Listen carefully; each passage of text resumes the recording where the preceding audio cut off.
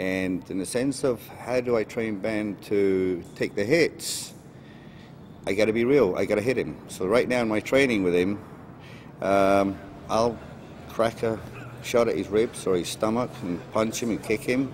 And the director kind of likes this because the deal was in training him, because I believe fighting should be taken to an extreme level of reality. So with Daredevil, if he's going to take the hit, let's make the body prepared and the mind. But the frustrating part for Ben right now is I'm beating on him in so many different ways, and his frustration's in his face. But the key is when he starts on the movie, I'm going to say, now, let it go. See, he can't hit me back. He's not allowed to, because I'll be out of a job then. But really is you can frustrate an actor so much when you're training them, but you got to contain that, contain it, suppress it. Then when it's time to fight, say, now let it go.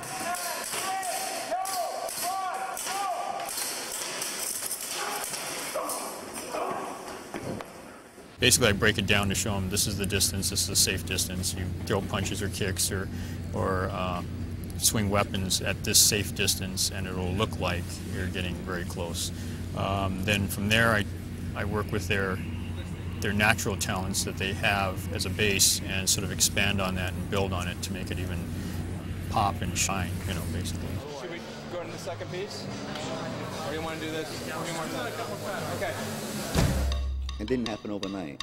He really has to suffer real training that would normally take us maybe a year. Like The Matrix, you know, they train 6 months for The Matrix. I'm doing this guy in like a quarter of the time on the time I've got to work with him. So that kind of training for an actor, I take my hat off. A lot of respect to them. And people should, you know, understand that it's not an easy job to make them do things that took me years to develop and train. He's doing it in minute time.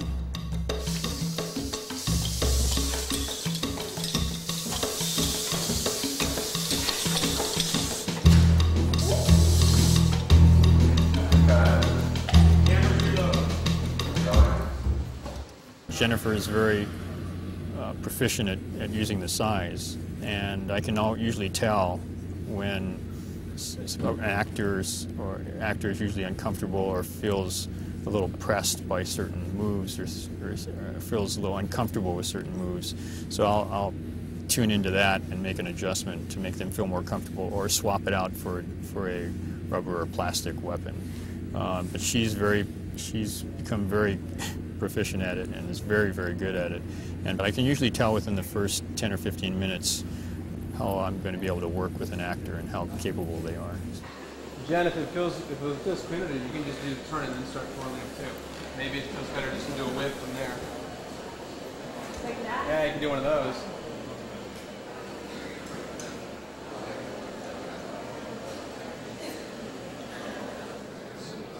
It's great. And it's also nice because it's more of the ballet stuff before we get into the really violence, you know what I mean? It'll give us somewhere to build from. Slower?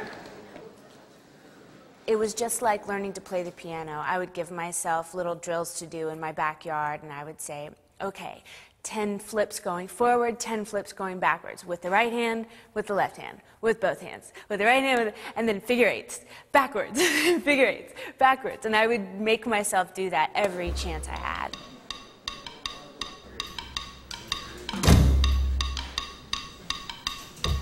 D-mark. Set. I push very heavily for a widescreen format because I think that you could say a lot more in a widescreen format. The idea that you can isolate someone in a frame, that you can throw the weight of a frame around, you can Dutch a frame, and what you can do with that, the energy of that, the emotion of it is really huge. So that's why we pushed for a widescreen format. From there, I find for myself, I grew up with photographers in terms of my references. Nan Golden, Bruce Davidson are photographers that I find really absolutely exceptional, and they were great for this project for the main reason that they both photograph outsiders. They both photograph people who don't live in the same reality that everyone else lives in and somehow are isolated and different. To Mark's incredible credit, this guy wanted to know everything about what it was like to be blind. He wanted to know about how I could interact all the senses. He was fascinated with the machines I used, the reading machines and stuff that I used to communicate in a contemporary world. He was interested in all of my fears and phobias. Do you mind? No, it's just sometimes I think it makes other people uncomfortable, so I... There's a scene where Elektra and Matt Murdock are dancing at the ball, and some of the dialogue there was based on a conversation that Tom shared with us between he and his wife, and how she got dressed one night, you know, knowing that he would never see it, but she wanted to get dressed up for him, and it was very sweet, and so we used that. It was so beautiful for you. Right here, right this way. I've played a lot of characters that were actual living people, and what you learn from that experience, like Rocky Marciano, there's a certain responsibility you have to capturing their spirit, but by the same token, you have to bring life and bring yourself to it. Now, a comic book character, it's even, you know, more the case, because comic book characters tend to be very one-dimensional. And I think that in casting me and Ben together, you capture an aspect of the relationship that sort of reflects what's in the comic books, but brings a greater dimension to it. You know, we're really, Ben and I think, share a common sense of humor, and so, you know, the chemistry on screen, I think, reflects that, because we're having a lot of fun together. Yeah, fine, here you go. There's a little much. Yeah, that was a little big. I feel like we've done a chair bit in every court in the city. It's not... You have to bring the pimp cane. It doesn't... It disturbs people. It doesn't engender sympathy. It's disturbing. It crosses a line. You know, we're trying to be manipulative, not horrified. Oh, yeah.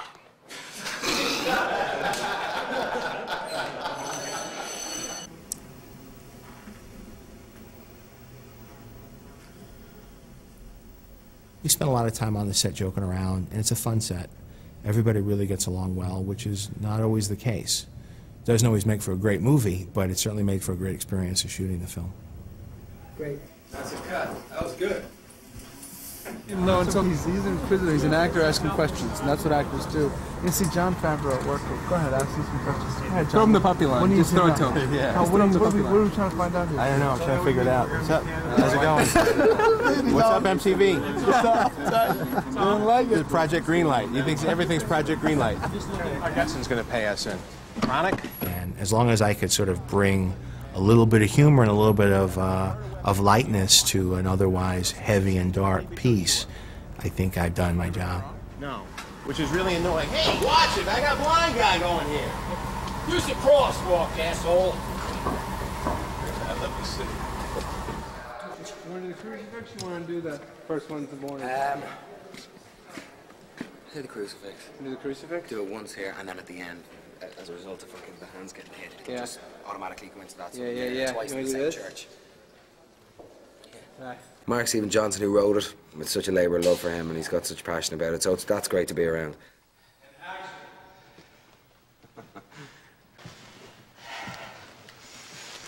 First one's a warning.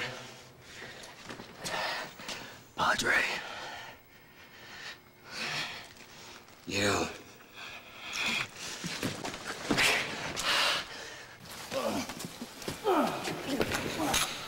I mean, I read some of the character research. I read some of the comics Mark sent me when I went home to Dublin before I started work on it. Because there's not much preparation you can do for the part I'm playing. It's not constricted by the realms of reality, and you couldn't really, you know, get into character or do some character research. What was I going to do? Go around the streets of fucking Los Angeles with a paperclip, killing people, and pencils, stabbing them in the neck. So, I mean, yeah, the thing about this, which is why it's so much fun, is because I've never done a job like it, in the sense that you just check your subtlety in at the door and, you know, be as camp and over the top as possible. I want a fucking costume.